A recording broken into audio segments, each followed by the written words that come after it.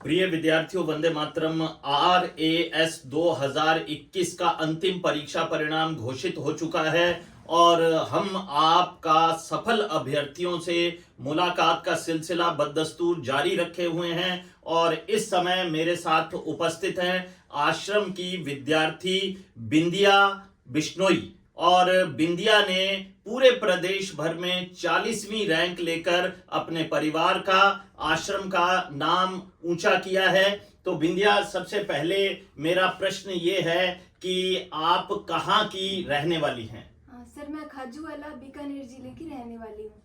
तो बिंदिया, कब ये मन में ख्याल आया कि आपको एक प्रशासनिक अधिकारी बनना है? जी सर, मैंने ग्रेजुएशन की थी 2016 में। तो उसके बाद मेरे कुछ जो सीनियर थे उनका आरएएस में चयन हुआ था, तो उनको देखकर मुझे इंस्पिरेशन मिली कि मुझे भी आरएएस बनना है। तो उसके बाद से ही सर मैंने 2017 में आरएएस के लिए तैयारी शुरू कर दी थी। अच्छा बिंदिया, एक व्यक्ति और भी हैं जिन्होंने आपके लिए बड़े प्रेरक की भूमिका अपनाई, एक मित्र की भूमिका अपनाई, और वो है आपके पिताजी। जी सर, बिल्कुल। मेरी अक्सर जब भी उनसे बात हुई तो उन्होंने ये कहा कि मैंने आपको मेरी बेटी आरएएस बनाने के लिए आपको सौंप दी है। जी सर। तो वो आपको किस तरह से मोटिवेट करते थे, जबकि वो तो पैरामिलिट्री में एक अधिकारी के रूप में कार्य कर रहे थे, घर बहुत ही कम उनका आना जाना होता होगा? जी सर।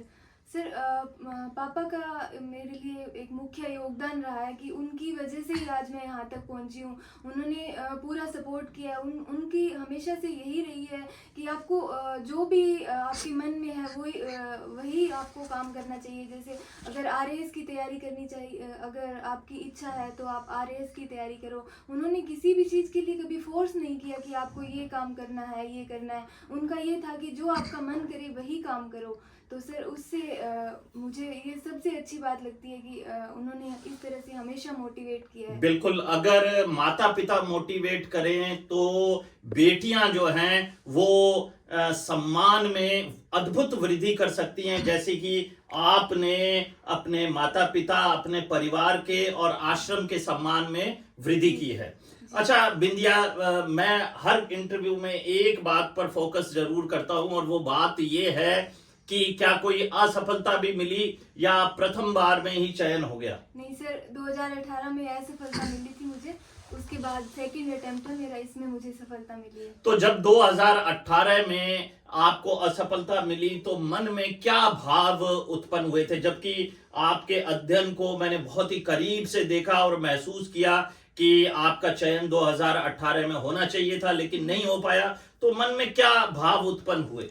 जी सर, एक बार सर जब असफलता मिलती है तो कहीं ना कहीं हमारा मन टूट जाता है कि अब क्या करेंगे, क्या होगा। लेकिन सर उसके बाद मैं आपसे मिली, दोबारा वैकेंसी आई, आपने मोटिवेट किया कि सब इंस्पेक्टर का पेपर है उसकी तैयारी करो। सर फिर मैंने वो भी किया, उसके बाद आरएएस दिया। तो सर उसके बाद धीरे धीरे हौसला बढ़ गया कि अब मैं कर लूँगी।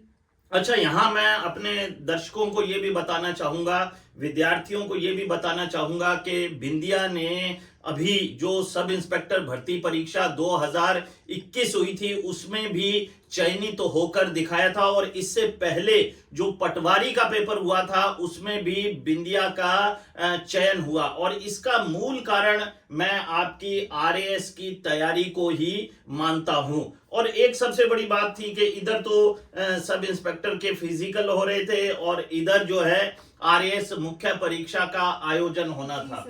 तो कैसे आपने इन दोनों के बीच में सामंजस्य बिठाया? जी सर, मैंने आरएएस मेंस और जो फिजिकल की तैयारी थी दोनों को साथ साथ किया। जैसे सर मैं शाम को 1 घंटा डेली ग्राउंड जाती थी। जो जैसे मेंस के पेपर होते थे तो आपसे कई बार परमिशन भी लेती थी कि सर मुझे ग्राउंड जाना है।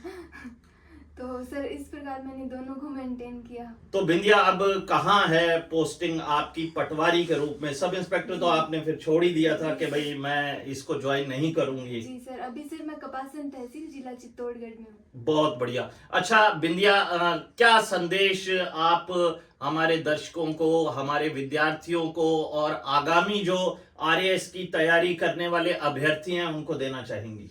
जी सर, मैं यही संदेश देना चाहूँगी कि अगर हमें असफलता मिलती है तो उससे कभी हार ना माने, हमें हमेशा प्रयास करते रहना चाहिए, एक दिन जरूर सफलता मिलेगी। बहुत बढ़िया बिंदिया, और एक बहुत बड़ी छलांग आपने लगाई है। पटवारी प्रशासन का ग्रास रूट लेवल का अधिकारी होता है और पटवारी से आप सीधे उपखंड अधिकारी के पायदान पर पहुंच गए हैं, तो आपको बहुत बहुत शुभकामनाएं, बधाइयां, आशीर्वाद। Thank you sir. ढेर सारी शुभकामनाएं सभी दर्शकों को। तो कुल मिलाकर मेहनत करते रहिए, प्रयास करते रहिए, सफलता अवश्य मिलेगी। जय हिंद, जय भारत, जय राजस्थान।